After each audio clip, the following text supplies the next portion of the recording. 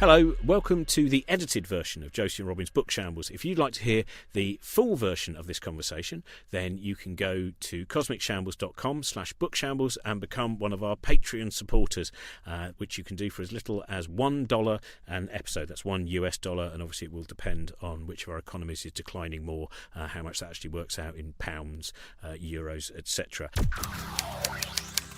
Hello, a quick advert before the show. My book, I'm a Joke, and So Are You, is out now in bookshops, and also I will be touring around the UK. In fact, I am touring around the UK at the moment every single day until the 17th of December, so I may well be coming to a town near you. Thanks, Robin, and welcome to this week's episode, which is the first of two Halloween specials we're going to be doing. But as tradition demands a little bit of admin off the top, our November 1st launch event for Robin's book, I'm a Joke, and So Are You, at King's Place in London is now almost sold out. There are only a handful of individual tickets left. So if you do want to come to that, make sure you jump on the King's Place site rather quickly to nab those. That will be Robin and Josie and Grace Petrie and Philippa Perry and Stuart Lee live on stage as a part of that event. And obviously 9 Lessons and Carols for Curious People is coming up in December, back for what must be the 11th or 12th year of those musical, comedy, science, literature, poetry, philosophy, variety nights. Each night is hosted by Robin, December 14, 15, 19 and 20 at King's Place, with a huge range of guests. Mostly different each night as well. Matt Parker, Helen Chersky, Dr. Carl, Mark Miodovnik, Hannah Fry, Chris Lintott, Gecko, the Octavia Poetry Collective, Susie Gage, Dean Burnett, lots and lots and lots of brilliant guests. Go to the King's Place website or cosmicshambles.com/9lessons to check out the lineups and get tickets for those. As always, thank you to our Patreon supporters.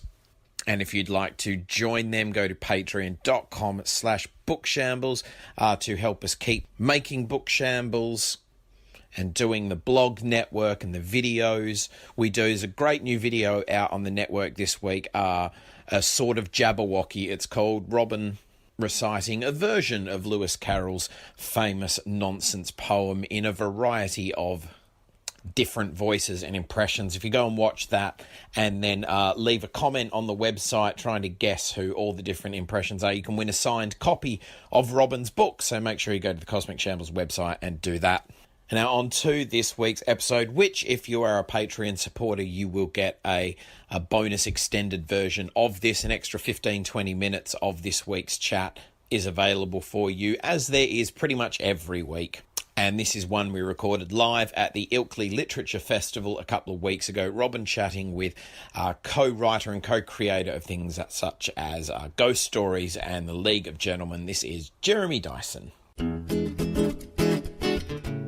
So please welcome Robin Ince and our guest today, Jeremy Dyson.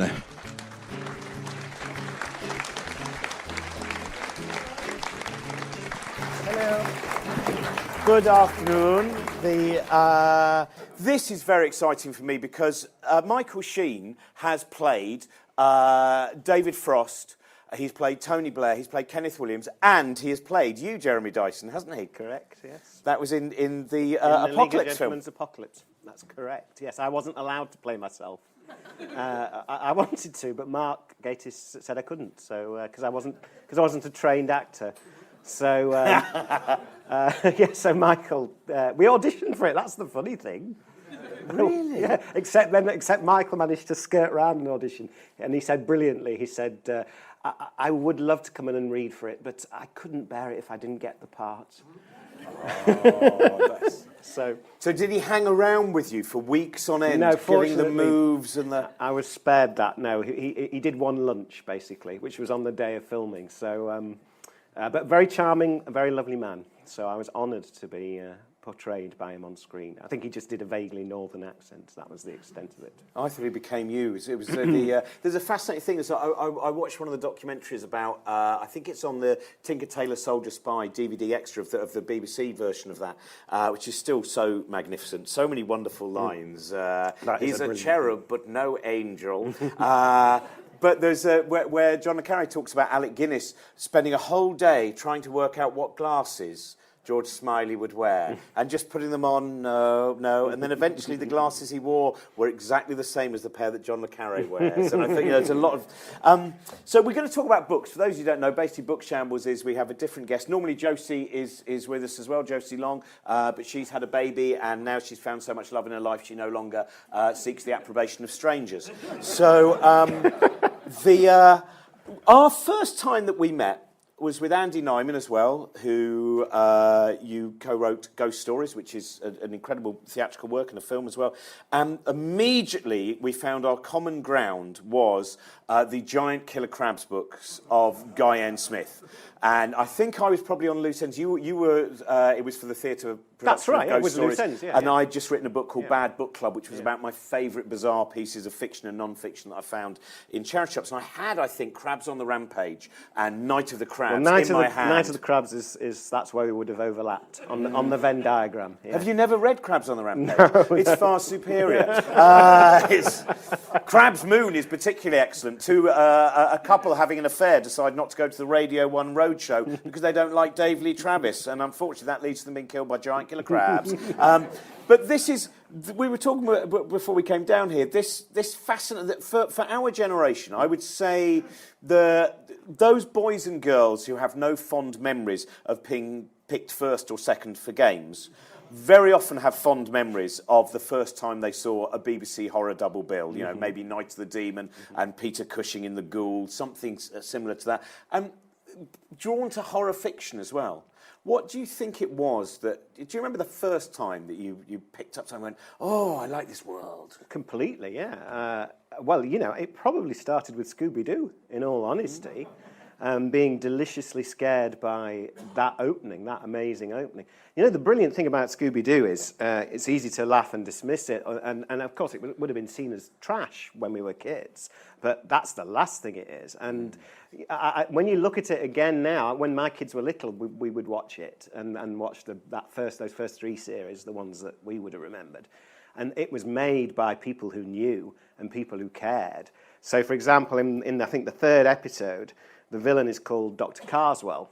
Now, that's a reference to Night of the Demon, which is one of the greatest horror films ever made, and a brilliant character played by Neil McGuinness in the film. And, you know, so they were huge fans, and the care that went into it, into the design and the sound and the colour.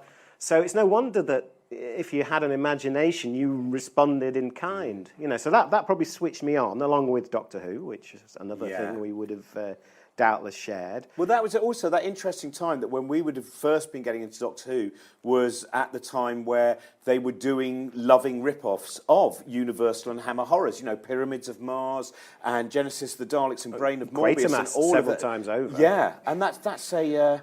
I have to say, by the way, Night of the Demon. How many of you have seen Night of the Demon? It's a wonderful If film. you've never seen it, there's a new collector's edition, literally released this week, I think, on Blu-ray. You've got to buy it. It's a brilliant film, an absolutely brilliant film. And it has something which I didn't notice. I can't believe I'd never noticed. Brian Wilde, best known for Last Summer Wine and Porridge, is, if you've ever heard Kate Bush's song, Hounds of Love, which starts off with, "It's coming through the trees." It's actually Brian Wilde. So Brian Wilde, who then throws himself out of a window. Yes, and you think, that's Brian right, yeah. Wilde, it's coming through the trees, Fletch. Have you brought a demon forth? And it's that beautiful thing that you see where, of course, all actors have there's things we know and we place them in that scenario, and it's fantastic. I can't wait to find Melvin Hayes. Melvin Hayes from Ain't Half Hot Mum is the young Frankenstein in Curse of Frankenstein. Another great one is Paul Eddington, you know, urbane, sophisticated, light comedian, brilliant actor, but in what's the Devil Dennis Rides Reed- Out? Devil Rides Out, yeah, and playing it absolutely straight, and all the more terrifying for it. I love Paul Eddington. I have to. I talk about in the show that I'm currently touring, if I remember to, because it's a very scattergun show. But Paul Eddington, who was a Quaker, which is one of my favourite. I myself have not got religion, but Quakers, they draw me towards them. It's not just the snacks. But Paul Eddington, when he was asked, if any of you may have seen it, face to face, when it was brought back with Jeremy Isaacs, I think, being the Inquisitor, and he was asked, and he was very ill then. He would, you know, didn't probably have very long, and he said, "How would you like to be remembered?" And he said, "I'd like to be remembered as he didn't do too much harm." And I think, isn't that a love? And he said, "I think there's so many people in the world who do harm, and I would like that people remember that I didn't do too much." But and I think isn't that interesting? Because there he was a kind of icon of popular culture again when we were growing up and through the early 80s. But there was a fundamental decency about him that he absolutely exuded, that's there at the heart of The Good Life. It's there at the heart of Yes Minister, Yes Prime Minister. You know, even as he was playing in both programmes different kinds of fools, you could tell that there throbbed this sort of power of quiet decency that was just part of. You know, I'd be staggered if I heard anyone tell an awful story about Paul Eddington. Yeah, I think I'll add Margaret Rutherford, Alistair Sim and John Le Mesurier. I think you can trust, and John Le Mesurier's book about being an actor is a rather lovely book, and there's the beautiful, his final words, which were, "It's all been rather lovely." And I think that's a very, very beautiful thing. So, because we're talking about books, I thought, before we talk about some of your books, because the first book of yours, well, in fact, let's start. The first book of yours I read was a non-fiction book, both you and Mark's. It was Bright Darkness, which was about something which is now, there's more and more writing about, but about the films that involve a sense of haunting and the uncanny. And those rather wonderful, well, in fact, like The Haunting, those films where there is something that is strange, that you can't quite put your finger on it, but this, it has I mean, I gone just awry. labelled them supernatural horror films because I called them that to distinguish them, say, from Silence of the Lambs or Psycho, which are about human agency. And these always had, these ones that I loved had supernatural goings on. There was a metaphysical element, and I was always drawn to that. I mean, I like the other ones as well, but my heart, first and foremost, is definitely in that area. And I think the thing that's really interesting as I've delved into this stuff, I've gone quite deeply into it over the past 10 or 20 years, is really these are religious films. And, it's mythology. And I mean, religion in the broadest sense, but because we are a secular society, essentially now, in all but name, that's where people go to get their religion. And the thing that makes me laugh the most as well about, at least I think is strangely ironic, is that Doctor Who, which is beloved by so many atheistic people or people who would be very materialistic or think of themselves as being science-based, is about the most religious show on television. And the Doctor is such a thinly veiled Christ figure. It's just there. He dies, he's reborn. All his values are just the Judeo-Christian values writ large. The aggression towards there being a female one is the same as when Anne Widdecombe got angry about women priests. So we can see there's a common theme there. There you go. The Doctor can't be a woman, you don't seem to realise. Please read the scriptures. Yeah, it's absolutely the case. But the thing that's really interesting, I suppose, is being fascinated by all this stuff for so long and then working that out quite late, and then going back and seeing what that does to it and your own engagement with it, and in the culture in a wider sense. I think that's interesting as well, because I think something's changed where, when you mentioned kind of atheist movement, certainly the movement of it, which is, in the last few years, I think you can see there's a schism between those who really do go, we must believe there is no God, and those who go, do you know what, it's mainly about what you do, isn't it? And I'm not, I mean, we had a lovely moment on the Infinite Monkey, which I don't think made the TV edit of the 100th one, where Neil deGrasse Tyson was on, and he just explained gravitational waves, and then we had two clerics on. We had the Reverend Richard Coles, and we had Victor Stock, who's the former Dean of Guildford Cathedral, the first ever out Dean. And I hope he has told everyone that. We'll double check on that. Wonderful human being. And Brian went, anyway, thanks very much, Neil. Now let's go over to Clerical Corner. And Neil deGrasse Tyson went, Clerical Corner? Do they have a physics corner in all of their churches? And Victor just went, well, you see, in Westminster Abbey, where we have Stephen Hawking, Isaac Newton, and Charles Darwin, one of the things... And you could just see Neil deGrasse Tyson going, oh, I can deal with angry American evangelicals, but the camp and erudite members of the General Synod. And it was... And there was, there was something rather lovely, I think, about, again, that bit where we don't need to have all that. And I think, not necessarily to believe in the magical, but to have that part of our mind which engages with possibilities of the strange. Well, it's also about, and as I've kind of studied it, and you get, eventually you get around to Jung, and you get drawn into him. I did it via Joseph Campbell. And, Jung basically had it all worked out, but it's quite difficult to get into. But his idea of the archetypes and what's going on, but it is absolutely fascinating. And it applies to mythology and religion, his reading of it. And basically, this incredible idea of the archetypes, which is that in the base of all our minds, there are these sorts of predispositions, cognitive predispositions. So, you'll have the mother, and the father, and the warring brothers, and you use these to look through. You look through and project these ideas out into the world and find them in nature, and it becomes a way that you understand yourself and your place, your relationship to the larger scheme of things. It's absolutely fascinating, and then and it's really compelling. And once you get pulled into it, you find it everywhere. And of course, these kind of stories, the supernatural horror things that we started talking about, maybe even Night of the Crabs, has this element to it going on underneath everything. Maybe no. What I love is Jung and synchronicity, merely because of the fact that I went to Oxfam Bookshop an hour before I met you and bought a book by Jung, all about the creative imagination. So I like the fact that has occurred. This is now in terms of the uncanny and the actually one other thing to throw in as well, where we might have been drawn into this stuff when we were kids, is there was one particular script editor on Doctor Who in the golden era and the kind of end of the Pertwee, Barry Letts, who was a devout Buddhist and was always trying to get spiritual messages into these stories. And the best one is, which I loved as a kid, is Planet of the Spiders. And do you know this? That it's actually it's written as a Buddhist parable. And in it, there's this planet called Metebelis 3, which is run by super intelligent spiders, and over them all is one called the Great One, who is this huge spider that's in a cave underground. And the Doctor ultimately has to go back and confront the Great One, and it's the ego. And he has to go and confront the ego and destroy it, which in the process destroys him, and then he's reborn as Tom Baker. Now, this, you couldn't get anything more profound, and this was being forced into the minds of 8-year-olds, and it changed them. No wonder people were obsessed with this stuff, and it changed their lives and took their lives over, because it's so powerful, that kind of story.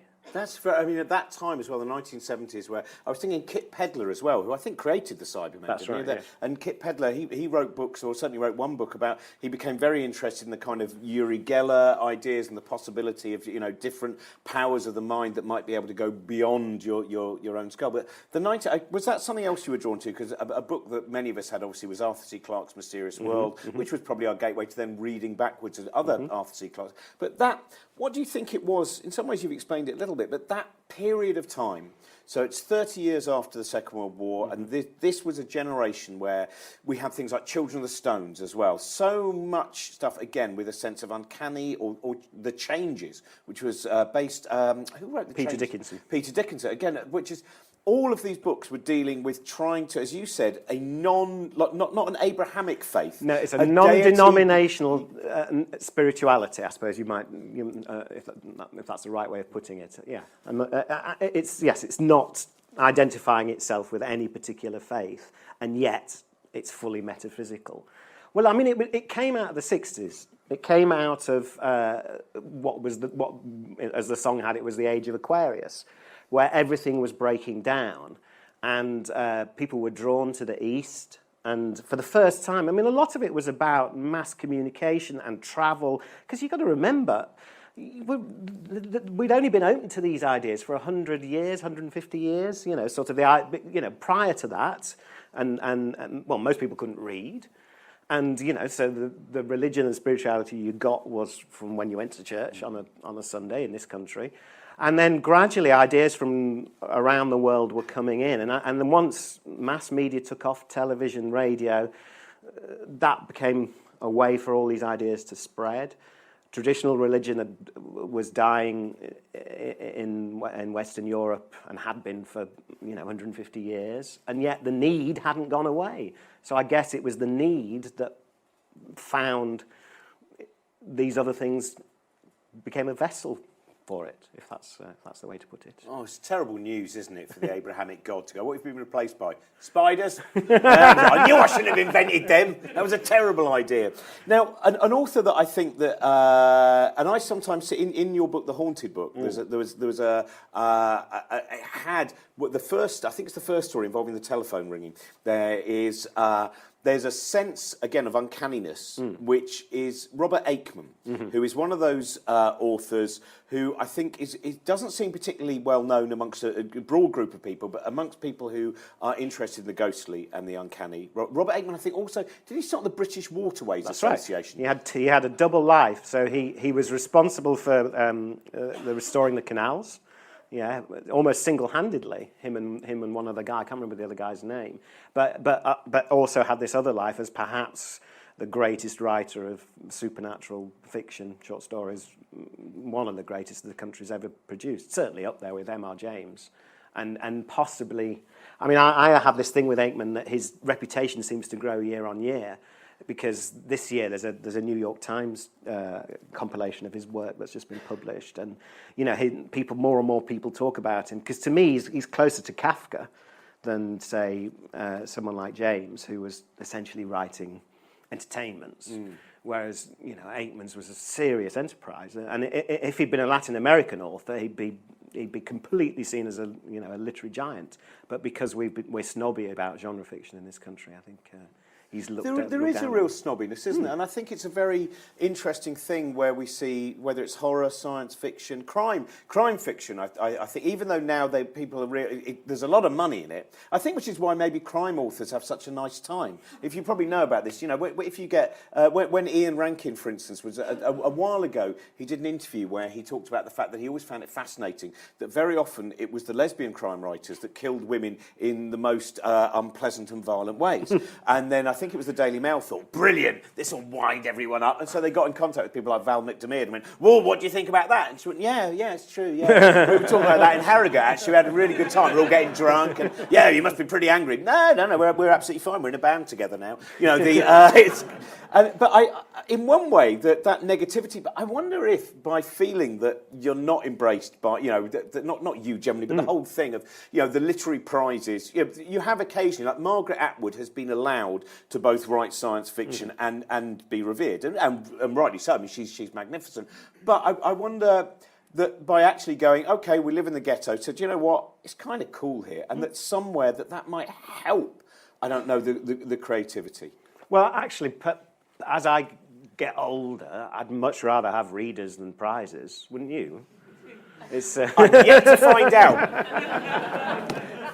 Because that's what it's about. You just want people to read your stuff, and so the prizes is secondary. I mean, Aikman would have liked to have prizes, and it did rankle with him that he wasn't more revered in his own time. But that's what writer doesn't think that.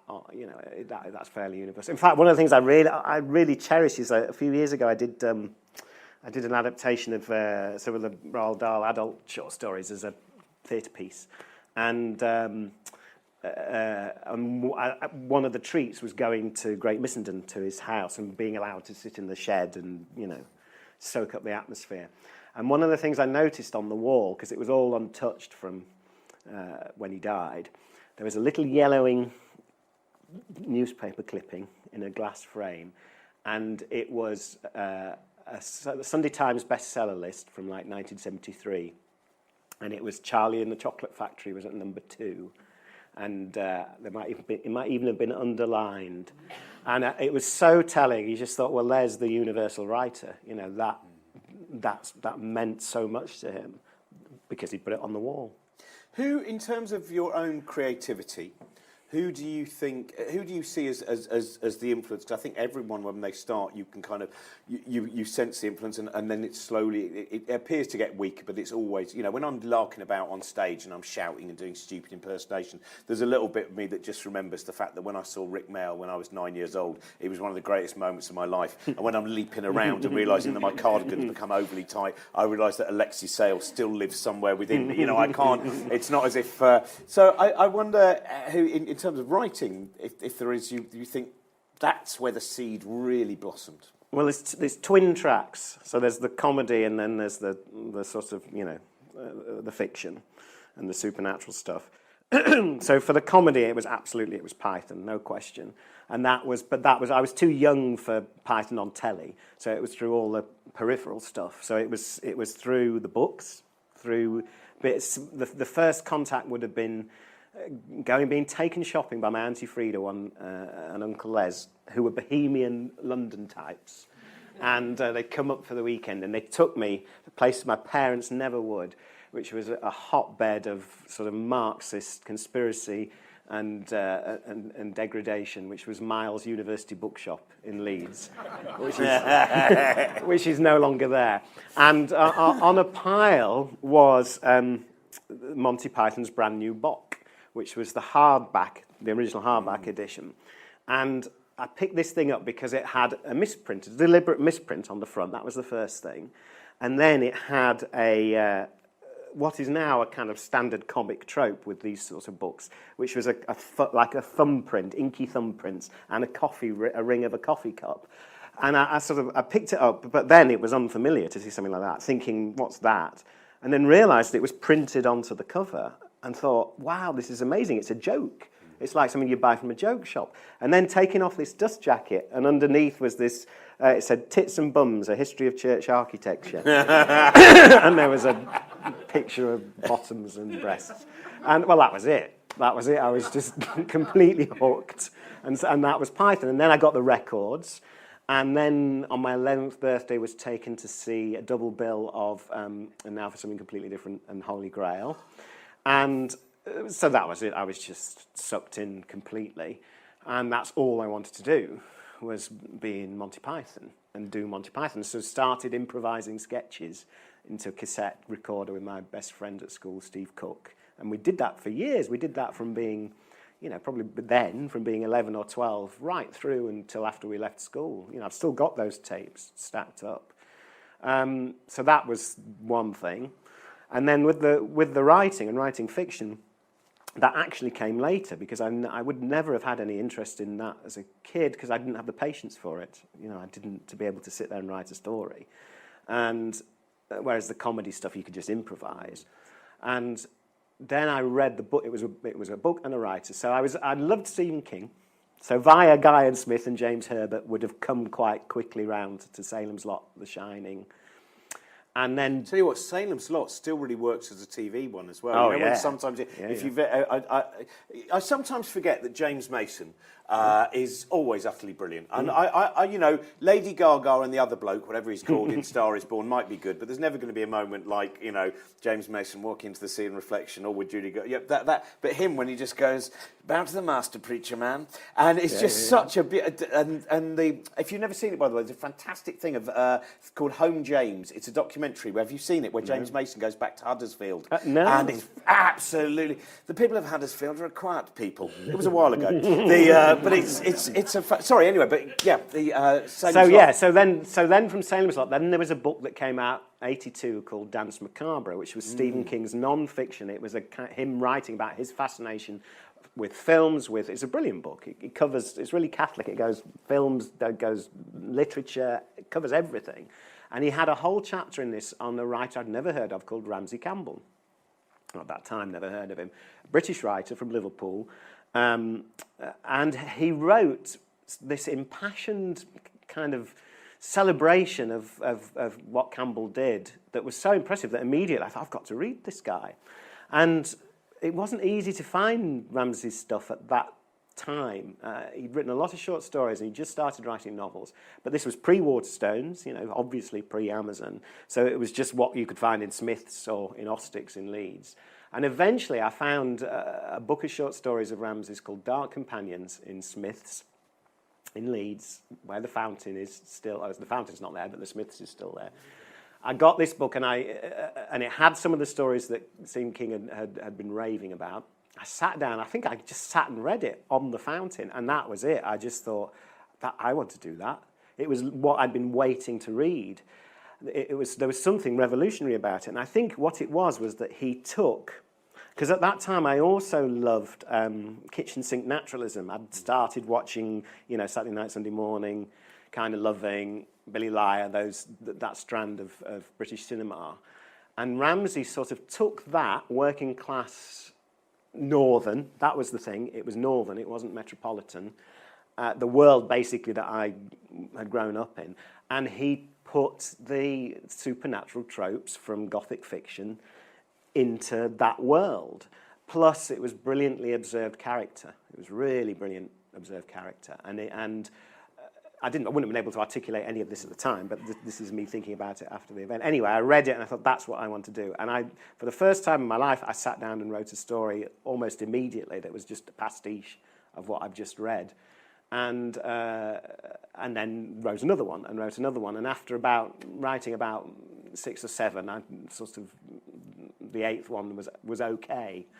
But I was strangely confident about them when I wouldn't have been about other things, and I did used to read them out to friends. So I can remember reading them out to Andy, and then I used to get quite grand about it, and I'd be, I have written another story, and and invite friends around and sit and read it, and that was when I was at university, and but I didn't send any out for. It was a few years before I'd sort of dared to send them out, but then I was working in Waterstones in Leeds part-time when I was doing my MA here, and a guy came in selling an anthology that he'd edited, a guy called Pete Crowther, and it was published by Little Brown. It was a really good anthology with loads of sort of horror fiction writers I admired, and I dared to say to him, because I was running the horror section at the time, which I guess is how I was speaking to him, could I send you one of my stories? And, this weary look came over his face. And, yeah, all right. And I sent him 3, and he bought 2 of them. I mean, I cannot tell you, that's still the most exciting. I think that and the Perrier Award, they're on an equivalent in terms of sheer excitement, was him ringing me about 3 days later to say, well, great stories, and buying 2 of them. And I couldn't believe it. It was like you'd gone from one place to another because someone had read just what you'd written and liked it, And so, yeah, that was all from Ramsay. And, one of the brilliant things about when you do this for a living is that you get to meet these people. And I got to meet Ramsay about 15 years ago. He came to see the League of Gentlemen on the first big tour we did, and we went out for dinner afterwards. And I've sort of intermittently stayed in touch with him and will actually speak to him quite often. And he ended up with him dedicating a book to me about 4 years ago. I can't tell you what that was like. He didn't tell me. It was here, actually. It was at the Literature Festival about 4 years ago. And there was an event, and he said, I've got something for you. And it was his latest book, and I just opened it. I couldn't believe it. How do you find dealing with that? Because there is a strange thing where, I still find it, as a kid when I was watching stand-up and when I was reading, Watchmen and all those things, and then sometimes you do find that you've become kind of friends with it, but they also still remain the icon, but you can have a pizza with them, but then you remember, there they are, and there they are. And that, dealing with both those, I think is a very interesting... Some more than others, because some, the icon will fade and you're left with the person, but there's some where the icon doesn't fade, and that's really strange. So for me, it's Bob Mortimer. Right. And and there's something about Bob that it just won't go. And I did a few years ago. I worked with Bob's got a little production company called Pet, and he was developing a show with Dan Skinner, who the character he does, Angelos, and I came on and helped him do some development on it. And so we just did a couple of days in a room with me, Dan, and Bob, and and I met Bob quite a few times over the years because we've got the same agent. But all through these 2 days, every so often I just look up and think, it's Bob Mortimer, and I just couldn't get over it.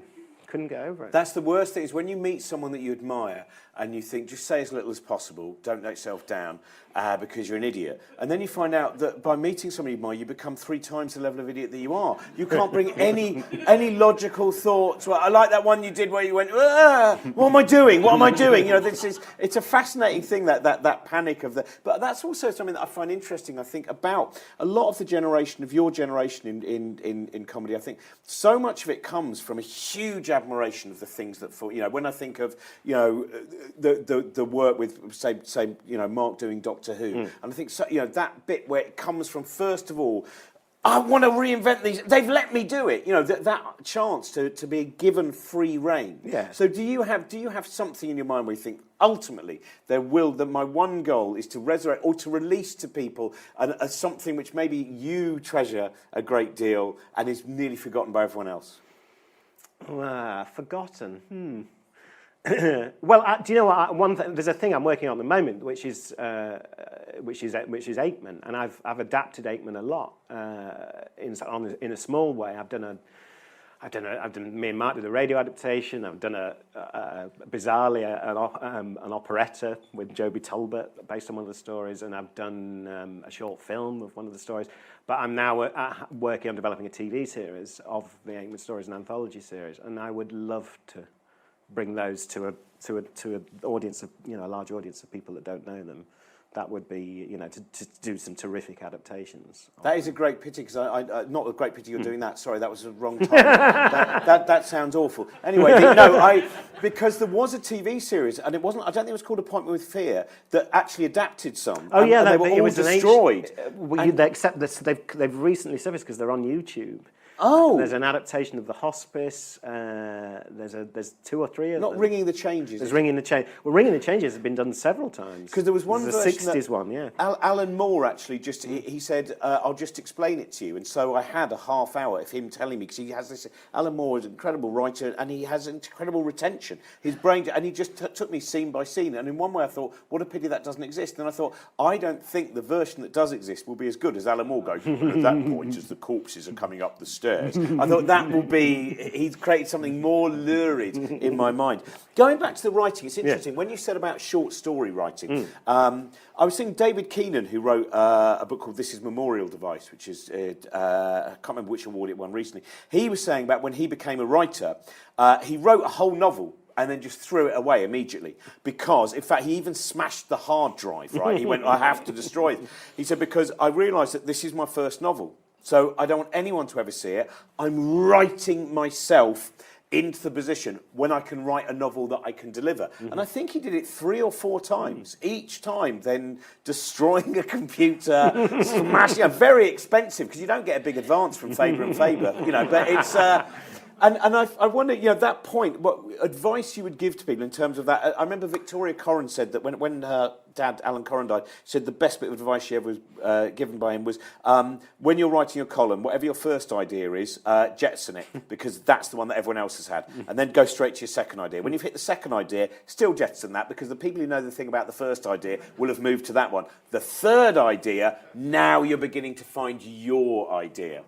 And I think certainly, I'm still very early stages. I don't do very much kind of fiction writing, but I've written a few horror stories, and the first one is dreadful. The second one is in a bad way. The second one is less dreadful. And the third one, I think I'm beginning to find something which I'm less ashamed with. But, I wondered what your advice would be in terms of... Oh, it's just right. And because the thing about it is there's so much craft to learn. I mean, I'm sure there are some writers who are incredibly instinctive and come out with great stuff, early in their career. But I think there's as many other writers, if not more, that become more articulate just by the doing of it. And that's what I found is that there's so much craft, and so the better that you get at the craft, the easier that you can get you out onto the page or into the script, definitely. So learning to write without being self-conscious and to be prolific, that's the thing, and to do it every day, and it really is that 10,000 hours stuff. I think there's and to not be precious either, because if you overproduce, then you can do that glorious trick of picking out the best, which is what all the best bands do. Imagine how many Radiohead songs there are that have never heard the light of day, so they can put the 10 best ones on. That's all there is to it, really. That is the trick. That's interesting, because I was going to ask you about, in the book that I've just done, was the first draft was 200,000 words, which was at least 80,000 more than was required. And the editor actually... Is that this book? That's that book there, which is available in the foyer. And it's very near the cakes as well. Oh, two things to lure you. And... But I was, and the editor, it was like Jaws. He rang me up and he was saying, "We're going to need a bigger editor," right? And they employed someone else to come in. And I found that one of the hard things was, because most of what I do is live, and so you have some control. So, it doesn't look like it if you ever see me live, but I'm like, you're throwing out loads of ideas, and you can then suddenly make it look like they make sense because the audience are there. And what I realised with the first draft was that it was fine if you were me to understand it. It would almost be okay if you knew me very well, but anyone else wouldn't have a bloody clue, right? It was kind of like a very botched attempt at Finnegan's Wake, really. It was just all over the shop. And finding a way of writing clearly to be understood from the page seemed to me to be a very different, even though I've written other things before, but this one in particular, because I had a very clear thing that I wanted to express. And it took me, a long time to go, and Trent, our producer on this, he said, I preferred your previous draft, but only because I've known you for 12 years. If you haven't known you for 12 years and been out drinking with you, you would have been lost in that version, right? So I'm kind of intrigued about when you're, for instance, that difference between when you're writing something like, The Haunted Book, Never Trust a Rabbit, similar, and when you're writing for the League, when you're writing for, in League in particular, because of course you're very close. Well, we edit each other in the League. That's the brilliant thing about collaborating, is you've instantly got an editor. That's one of the different things between, writing prose. I mean, weirdly though, the short stories, that process is mysterious to me, because this strange thing happens that I love, just kind of almost, if I step back from it, where some of the longer stories can be quite have a complicated plot that sort of adds up, and yet I haven't plotted it. And I find that fascinating. So there's a story in The Haunted Book, which is one of the long ones. I think it's the third from the end. And it's a sort of Victorian pastiche detective story. And it's all set here, actually. It's all set in Ilkley in Benridding. And the way I work when I'm writing fiction is I just do 600 words a day. And I stick to it, and quite rigidly. And then which takes about an hour and a half. And I'll often do it alongside whatever script I'm writing or thing I'm working on. And so I don't think too much. I just write 600 words and then pick it up the next day. And, and after a month, you'll have a draft of something. And what's extraordinary, or not always, but when it works, is then going back on it, and it's got a coherent plot. And I have not plotted it. I might have a vague idea of where I'm heading, or kind of what one of the key moments is, or something like that, but that's all. And I'll let the story tell me. And I'm staggered about that. I don't mean staggered at my own genius. I mean staggered at the process. The unconscious mind can do that, which is what happens when we dream, of course. And you realise that there's this huge overlap between writing and dreaming. And it is kind of dreaming on paper, which I think, is something you come across from other people saying that. And you could never do that with a script. You can never. A script has to be outlined like maths if it were to get it to work. You just couldn't do it. When we were working up stuff for the first series before we went out and shot the first episode, which we did as a pilot, and we did a run of shows at the Gatehouse Theatre, little pub theatre in Highgate, and so we were doing new material with a view to for the television. And so Papa came out of that. That was really productive because Papa Lazarou came out of that. Les McQueen came out of that. Pop came out of that. They were written for those shows. And I can remember watching Rhys do Papa Lazarou. And I knew the etymology because where it had come from, I've told this story many times, but it's really interesting because we're talking about creative process. So there were sort of three elements, right? There was, Stephen Rees used to share a flat in East Finchley, and they had a Greek landlord called Peter Papalazarou. And Steve had done all the paperwork, even though they were both on the lease together. And they were trying to get a Hoover delivered. And so Mr. Papalazarou kept ringing up, and Rees was answering. Steve was working at Variety magazine during the day, and Rees was at home. So Rees would always answer the phone, and he'd say, "Is that Steve?" And Rees would say, "No, it's Rees." "Yeah, is Steve there?" No, it's Rees, but you can talk to me. "Yeah, I need to speak to Steve." And then he was trying to deliver this Hoover, and he said, "I'm just trying to deliver this Hoover. This is just a saga now." And so there was that, and this was a source of huge exasperation for Rees that Mr. Papalazarou wouldn't speak to him. Anyway, so he did this character, read it out, and I thought that's just too private, too personal. That's never going to play to anyone. It's just indulgent and silly, and that was how I felt when I heard it. And it was, as Papa Lazarou is, it was that sketch of coming to the house, and of course it just goes to show how wrong that assessment was. And I should have known better because one of the best definitions of comedy I've ever heard, I've never forgotten it, it's a Sunday afternoon art programme discussion on BBC Two in mid-'80s, and it was a conversation between Ben Elton, Jonathan Miller, and what's the arts journalist called? Oh, Vladimir Janacek. Yes. Yeah. And they were talking about comedy, and it was Jonathan Miller's definition of the best comedy is a private joke made public. And that, of course, is the Goons, that's many elements of Python, that's Vic and Bob. And what marks those practitioners out as being very effective is they have an instinct for which of those private jokes will play. And it's pure instinct because it is not rational. There is no analysis that could have got you to know that Papa Lazarou would play. No script editor in the world would have read that script, and yeah, that's the one.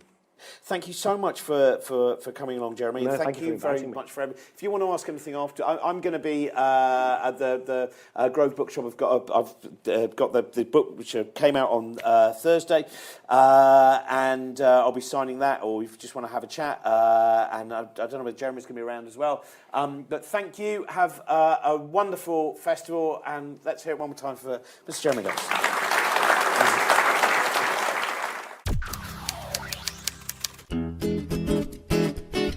Thank you very much for listening. Patreon.com/bookshambles to support us and share episodes and other stuff from Cosmic Shambles on your social media. Review us on iTunes and Apple Podcasts. All that stuff really helps get the word out about what we're doing at Cosmic Shambles, and we greatly appreciate it. We will be back next week with a new episode on Wednesday next week on actual Halloween, when Robin's co-host subbing in for Josie Long on this episode will be Natalie Haynes, who's been a guest on the show before, and we'll be chatting to Anna Savoury, who we had a very brief chat with a couple of years ago at Latitude. She'll be coming in for a Halloween special to talk about her life as the sole heir to Dennis Wheatley's occult reference library. So you don't get much more Halloween than that. That will be next week, out on Wednesday. Until then, have a great week, be good to each other, and we will see you then. This podcast is part of the Cosmic Shambles Network. Josie and Robin's Book Shambles were produced by Trent Burton of Trunkman Productions.